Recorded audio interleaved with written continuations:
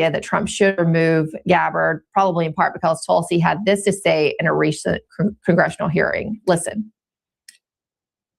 Okay.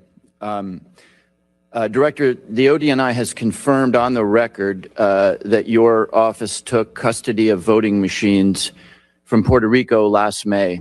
I'm not aware of any previous DNI taking similar actions. Did your office promptly notify the committee about taking custody of Puerto Rico's voting machines? I don't believe we did. However, this was done at the request of the Puerto Rico AUSA attorney. Ma'am, it's a yes or no question. The answer, as you have acknowledged, is no. You did not inform the committee about the taking of a territory's voting machines. Is there a specific foreign threat? And I've read the reporting that you were looking for possible foreign threats, but is there a specific foreign threat that drove you to take this action? There were questions about whether or not there were vulnerabilities that a threat could have taken advantage of, and that was the purpose for their requesting us to look into those vulnerabilities. Where are those voting machines now? I believe they are held in a secure facility at ODNI. Have you or other ODNI officials taken any other state or territory's voting equipment into custody? Not to my knowledge. Now, as I've reported, I believe the CIA has a big hand in rigging elections here in the country. So I think that's particularly made Tulsi a target. But what is going on? It's obvious, and I know I've heard from the inside, so of course I'm going to think this, but I think it's also obvious from the outside that there is a concerted effort probably by the CIA and the intelligence community at large to get rid of Tulsi Gabbard. So what are the state of things, Sam? Yeah, well, use whatever term you want to use, permanent Washington, deep state, whatever. Right. They want Tulsi's head. They want her gone. Why do they want her gone? Because she's the last person standing who's actually still talking about changing anything in the intelligence community. I mean, Ratcliffe has been, I don't know the director personally. I don't know his personal circumstances. By director, I mean the head of CIA. But look, he's been in CIA for 14 months. He's there, and he brought in a new deputy. Below him, the entire organization remains completely unchanged. There haven't been any firings. There hasn't been any restructuring. Nothing has changed. The same Central Intelligence Agency that John Brennan built and that existed under Biden remains completely intact. And you could say the same throughout the entire intelligence community. The only person who actually still is attempting to affect the change that people voted for, in my opinion, is Tulsi. So that means she's got to go. And they're going to seize, look, they're going to grab a hold of whatever knife presents itself at any point in time. It doesn't matter what the accusation is, as long as it is useful to them to bring her down and replace her with somebody who will stop even making any noises about fixing the intelligence community. She has a price on her head. She's, a bullseye on her forehead. And that's the reality for Tulsi Gabbard all day, every day right now. They just want her gone because she's the last threat.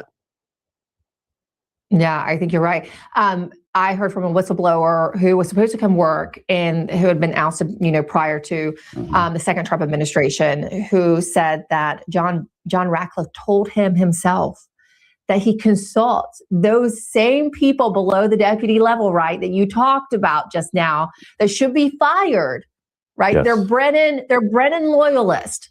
Yes. They should be fired, but Ratcliffe is consulting them, Sam, on who he can hire, which means he's not firing in the bad people, and they're certainly telling him he can't hire anyone who would be like Tulsi Gabbard and try to promote real change at the CIA. It's obvious that it's President Trump protecting her right now. Does she survive? Does she live to fight on in the administration? Oh, I think Sam froze on us. That was my last question. We'll have to leave that as a cliffhanger and ask Sam the next time he joins us. Speaking of the Iranian conflict, the war in Iran is having knock-on effects in Lebanon, where holy sites have been damaged. We go to Lebanon after this commercial break.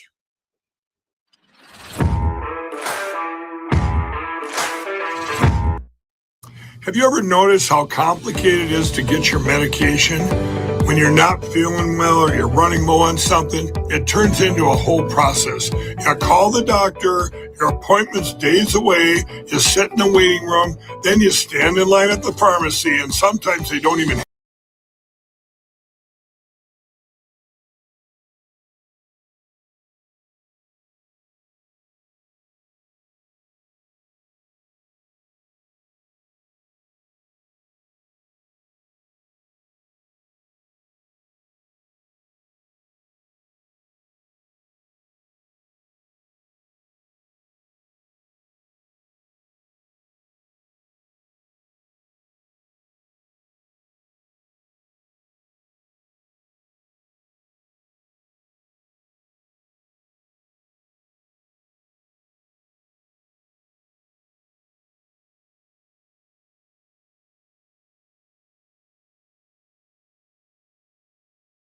Yet through the steady infiltration of Marxist ideology, we have been stripped of both, and we are no longer a moral and educated people. To save America, we must spark nothing less than a national renaissance. That's why you need Freedom Talk Magazine, the journal of truth and virtue. We cultivate enlightened thinking and principled living, offering unique insights into the issues and remarkable people defining our world. Sign up today for your free subscription to Freedom Talk Magazine and join the new American Renaissance.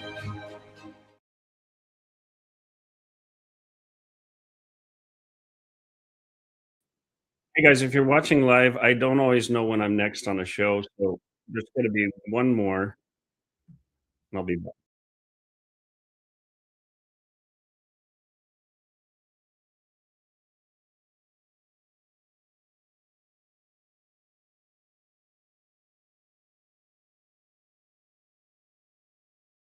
Flew into DC for appearances, be it on Fox News or for a rare press conference, which begs the question, will anything even change at the Department of Injustice after her departure?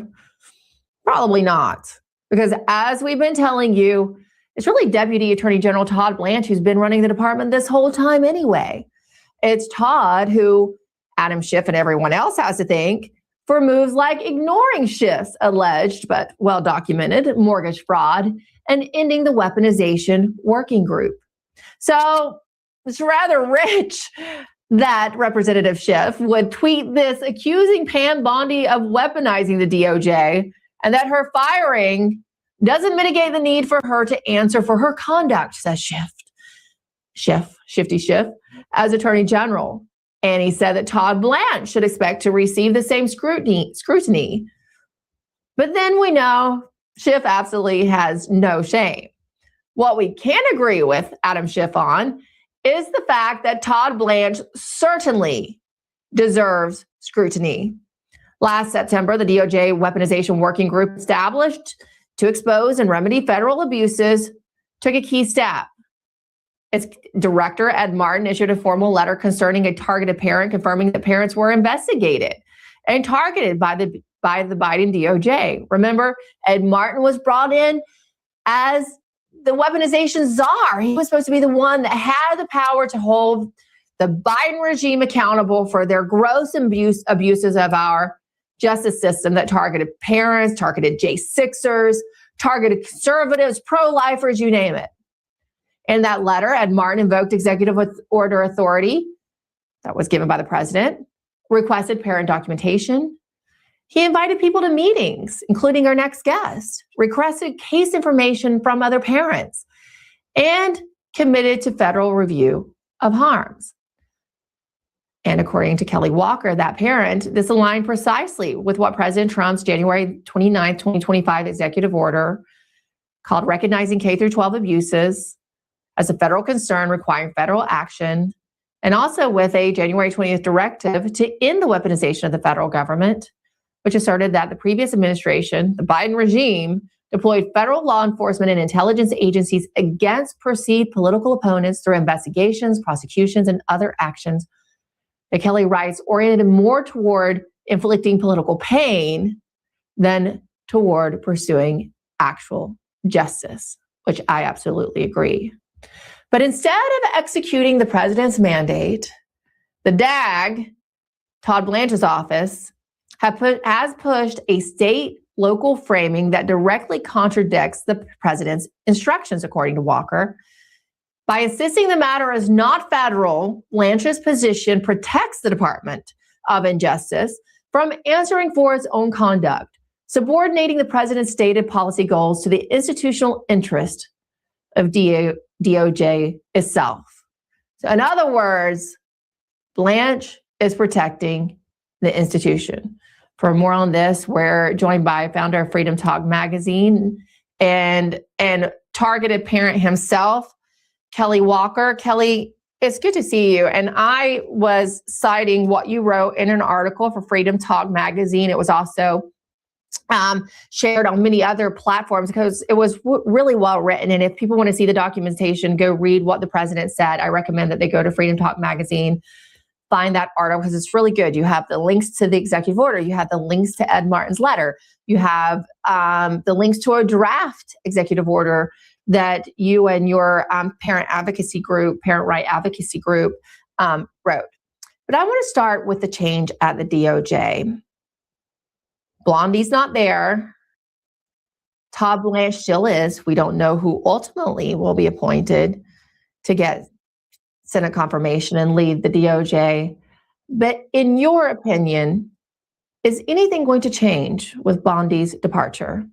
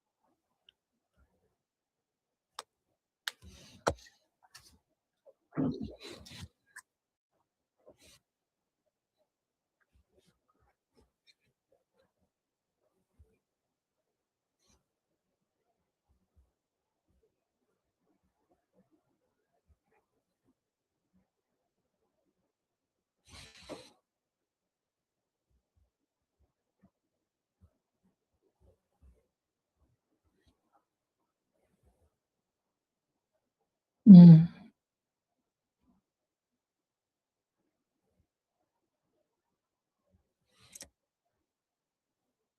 And we actually played some audio from that meeting with DOJ counsel Vance Day on this show. He got a lot of attention on social media, and it particularly got the attention of the DOJ, in fact, who began calling around and trying to do damage control because it was very damaging for the Department of Justice that was supposed to be putting Ed Martin leading this weaponization group, and we're supposed to have the parents back for accountability. Kelly, you didn't. Go ahead.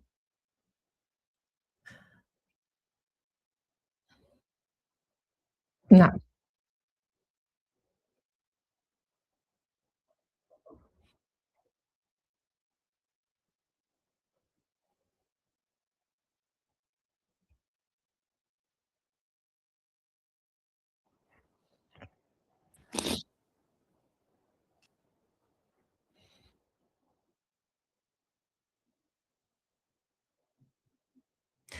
Now, you did also get to meet with Ed Martin, correct? Do you still have, you've expressed confidence in Ed Martin as recent as a couple days ago on social media, suggesting that he's still the right person for accountability. And you seem to me that you believe that Ed Martin, who, we have a huge amount of respect for on this show, he joined us, The Absolute Truth, many times to talk about his independent J6 investigation that he did as a citizen. And that's how we know a lot about the scaffolding, right? Not the scaffolding, but the guillotine crew that has very suspect movements in DC on the day of January 6th. you still believe that Ed Martin has a heart to do the right thing. But in your meetings, and that'll bring us some more audio, but I want you to set it up. You learned a lot of important information from Mr. Martin about how the DOJ currently works, right?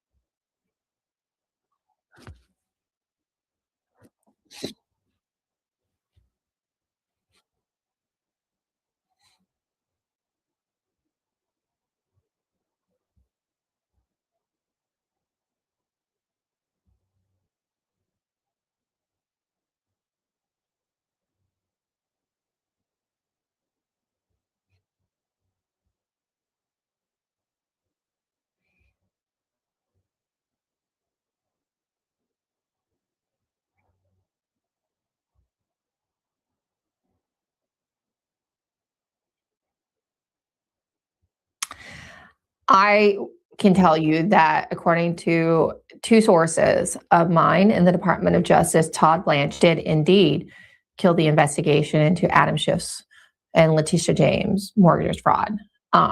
He did not want to pursue those. And there's a feeling amongst some in the DOJ, current and now departed, that Todd Blanche is busy protecting Democrats, right, from accountability in the department. Go ahead, Kelly.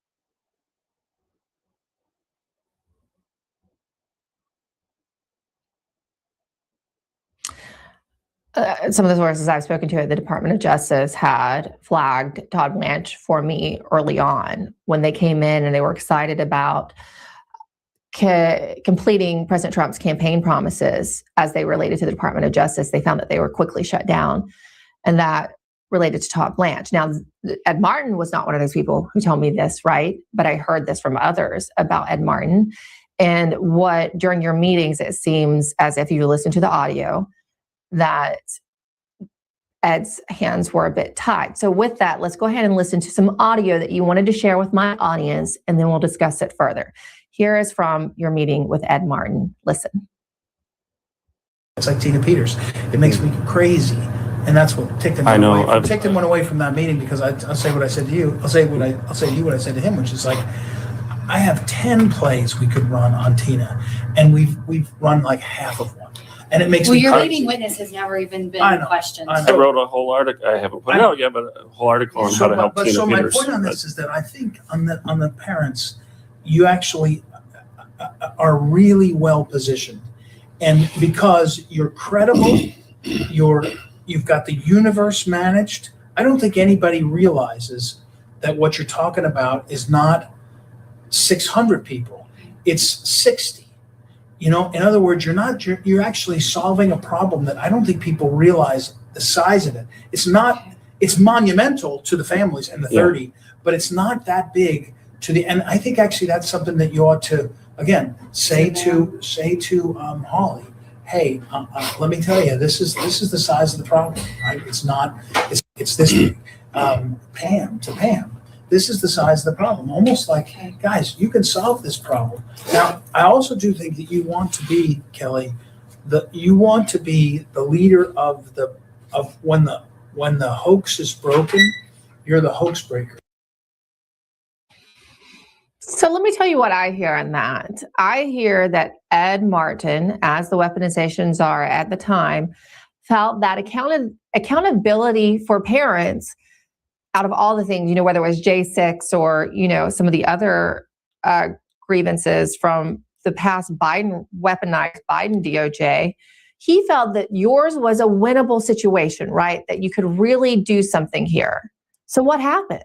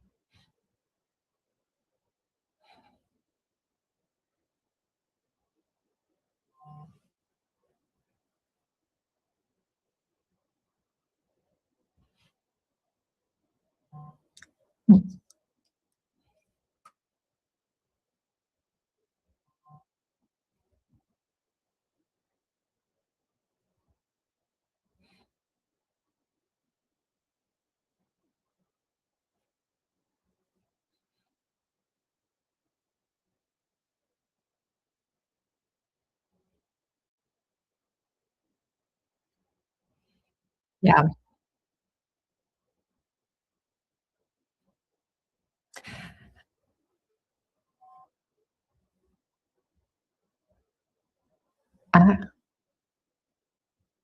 Right. And in that audio, Ed admits they have a dozen ways almost that they could free her, but we're consistently told, going back to the state issue, that this is a state issue. They can't do anything about it. But Ed in there obviously felt that there were multiple things, but they'd only tried half of one. Look, nothing's going to change. Getting somebody in there, here's the conundrum we're in, is that to have somebody be confirmed by the Senate, they basically have to promise to be a Todd Blanche, do nothing, right? Do nothing, protect the institution. I had someone who had worked at the DOJ, last year tell me that these people at the DOJ, they love the DOJ more than they love the American people, more than they love the actual rule of law, and more than they actually love our constitutional republic. They love that institution and saying they work there. And then they go away, and because they work there, they make a ton of money, right, peddling their influence that they garnered from working there. The problem we have is that people like Senator Cassidy, Senator Thune, Senator McConnell, who's, half there these days anyway, they're not going to vote to confirm anyone that has promised accountability and they think would actually do it. So what we have to do is be like the left and pull a bait and switch. Somebody that's a sleeper cell, if you will, that they don't know will actually get in there and get the job done that can get confirmed, because that's kind of the best hope we have. Because I think as much as we, like Ed Martin, and I have massive respect for him. He's now just working in pardons and he's not working on weaponization anymore. And that's not going to change unless we get somebody else in there. Kelly Walker, you are one brave man. And my audience probably does not understand the extent to which this has had an effect on your life. But I've gotten to know you a little bit over the time, and you have not backed down. They've done everything to try to get you to, but you haven't backed down. You are a courageous man. And I hope that you do see justice. I'm praying personally for you and the parents to see justice, and we'll just continue to highlight it and do what we can, which is, despite the level of censorship they have placed us under. And let me tell you, the censorship since we started breaking these stories about the DOJ has been more massive than outside of when I actually got my Twitter banned. It was instantaneous. We'll still keep telling the absolute truth. Kelly Walker, thank you.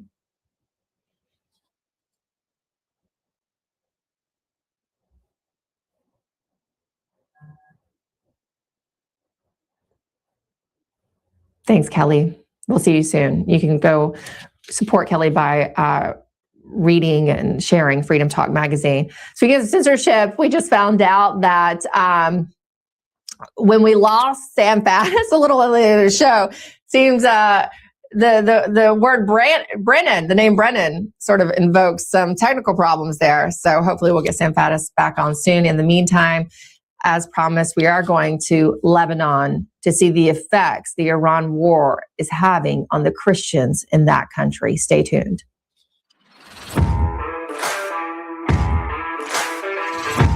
Talk is cheap when it comes to saving our country.